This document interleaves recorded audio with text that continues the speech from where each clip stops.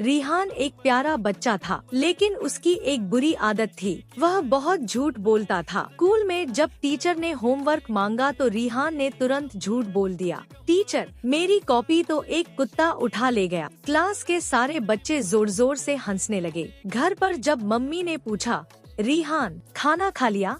रिहान ने खाली प्लेट दिखाकर कहा, मम्मी, एक चिड़िया आकर मेरा खाना खा गई। एक दिन रिहान ने दोस्तों से गर्व से कहा, मेरे पास एक उड़ने वाला खिलौना है। दोस्तों ने खुशी से कहा, दिखाओ दिखाओ। रिहान शर्मिंदा होकर बोला, वो बैटरी खत्म हो गई है। सारे दोस्त हंसने लगे। फिर एक दिन सचमुच रिहान की घड़ी खो गई। उसने सबको रो रो कर बताया, लेकिन किसी ने उस पर विश्वास नहीं किया। रिहान की आंखों में आंसू आ गए। टीचर ने नरमी से समझाया, बेटा, जब बार बार झूठ बोलते हो तो सच भी झूठ लगने लगता है। रिहान ने सिर